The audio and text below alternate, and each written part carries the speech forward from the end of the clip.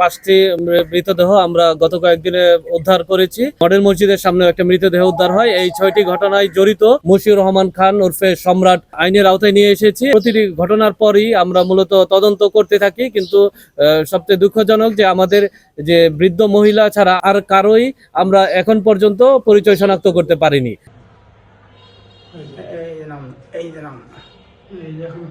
Clear, স্পষ্ট clear.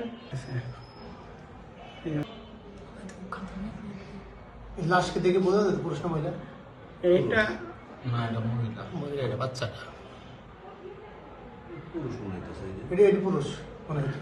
ওখানে দুইটা লাশ, একটা পুরুষ। আমাদের সাভার পৌর কমিউনিটি সেন্টারে 5টি মৃতদেহ আমরা গত কয়েকদিনে উদ্ধার করেছি গত 5 মাসের মধ্যে, এবং এছাড়াও আমাদের মডেল মসজিদের সামনে একটা মৃতদেহ উদ্ধার হয়। এই 6টি ঘটনায় জড়িত এক ব্যক্তিকে আমরা ইতিমধ্যে আইনের আওতায় নিয়ে এসেছি। উনি ইতিমধ্যে আমাদের কাছে প্রাথমিকভাবে স্বীকার করেছে যে এই 6টি হত্যার সাথেই সে জড়িত রয়েছে।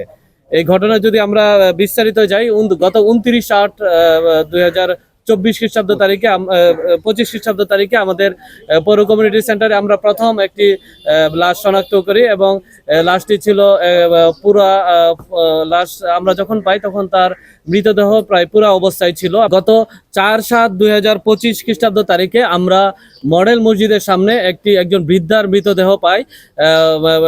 আমরা প্রাথমিকভাবে ধারণা করেছিলাম হয়তো বৃদ্ধ বয়সে 65 বছর বয়সী বৃদ্ধ ছিল, উনি হয়তো বার্ধক্যজনিত কারণে মৃত্যুবরণ করেছেন। আমরা এভাবে একটি অপমৃত্যু মামলা রুজু করি, কিন্তু পরবর্তীতে দেখা যায় যে আমাদের যখন পোস্টমর্টম রিপোর্ট আসে দেখা যায় তাকে শ্বাসরোধ করে হত্যা করা হয়েছে। এবং আমরা মামলা প্রতিটি ঘটনার পরই আমরা মূলত তদন্ত করতে থাকি, কিন্তু সবচেয়ে দুঃখজনক যে আমাদের যে বৃদ্ধ মহিলা ছাড়া, আসমা বেগম যার বয়স 65 বছর, উনি ছাড়া আর কারোই আমরা এখন পর্যন্ত পরিচয় শনাক্ত করতে পারিনি। 18 তারিখ দুপুরবেলা, আপনারা জানেন যে দুপুরবেলা আমরা 2 জনের মৃতদেহ আমরা এখানে পাই।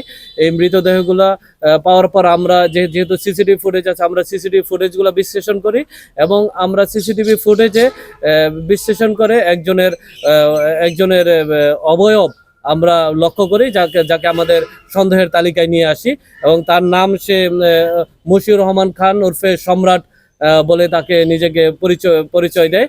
আমরা তাকে আমাদের হেফাজতে নিয়ে আসি। জিজ্ঞাসাবাদের এক পর্যায়ে এসে আমাদের কাছে প্রাথমিকভাবে স্বীকার করে যে না, এই 6টি ঘটনার সাথেই জড়িত আছে বলে আমাদের কাছে প্রাথমিকভাবে সে স্বীকার করে।